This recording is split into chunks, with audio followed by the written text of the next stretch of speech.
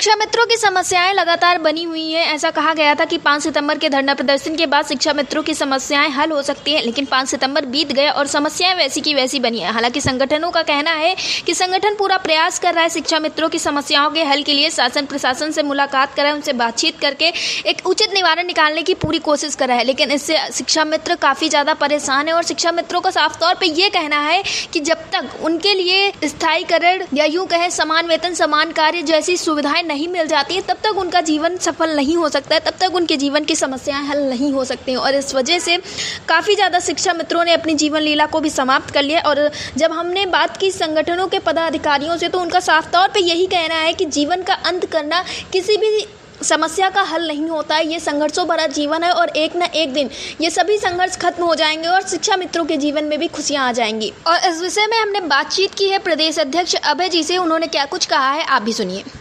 अभय जी, आपका हमारे चैनल अटल टीवी पे बहुत बहुत स्वागत है। धन्यवाद। लगातार शिक्षकों और शिक्षा मित्रों की समस्याओं के लिए आप लोग प्रयास कर रहे हैं। ऐसे में आप लोगों ने ये योजना बनाई थी कि मुख्यमंत्री योगी आदित्यनाथ को आप लोग आमंत्रित करेंगे, तो क्या कुछ चीज़ें उसमें हुई हैं, क्या कुछ अपडेट है, क्या आप लोगों की बातचीत हुई है इस बारे में कोई? माननीय मुख्यमंत्री जी का कार्यक्रम हमें उम्मीद है कि जल्द ही मुझे मिल जाएगा जी, और इसमें वार्ता चल भी रही है। अभी शासन कुछ गंभीर हुआ है शिक्षा मित्रों के प्रति जी, तो जैसे ही कुछ होता है जी, उसके बाद कार्यक्रम की तिथि निर्धारित हो जाएगी। जी।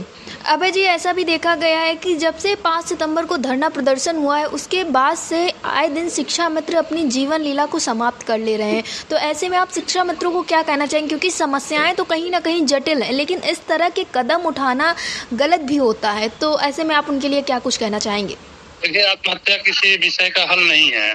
जी, आत्महत्या तो किसी को करना ही नहीं चाहिए। जी, जैसे भी है, तमाम लोग ऐसे हैं जो बेरोजगार भी हैं और अपने परिवार को चला रहे हैं। जी, उससे तो कुछ बेहतर ही स्थिति में शिक्षा मित्र माना जाएगा। इनको तो 10,000 मिल भी रहा है। बाकी बहुत परिवार, करोड़ों लोग ऐसे हैं प्रदेश में, देश में, कि जिनके पास एक भी रुपए आय का साधन नहीं है। जी, तो इससे निराश नहीं होना चाहिए। जी, आए नहीं, कल अच्छे दिन आएंगे जी, और इस उम्मीद में हर व्यक्ति अपना कर्म करता है।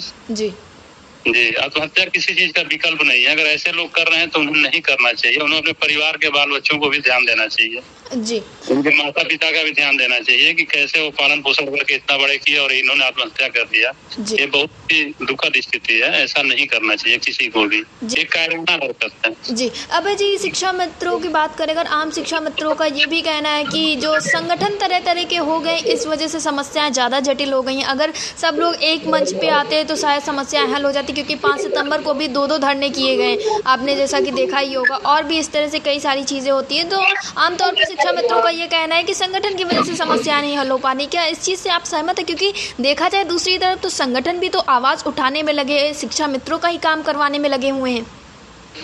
जी, सभी लोग तो अपने अपने स्तर से परिश्रम कर रहे हैं और अब शिक्षा मित्रों में एकजुटता हो रही है। जी, और काफी संगठन थे जो आपस में एकजुट होकर दो जगह बटे, अब फिर दोनों लोग एक होंगे जी, और अपनी मांग रखी जा रही है। एकजुटता का संदेश जा रहा है शिक्षा मित्रों के प्रति जी, और शिक्षा मित्र भी एकजुट होने के लिए गंभीर है।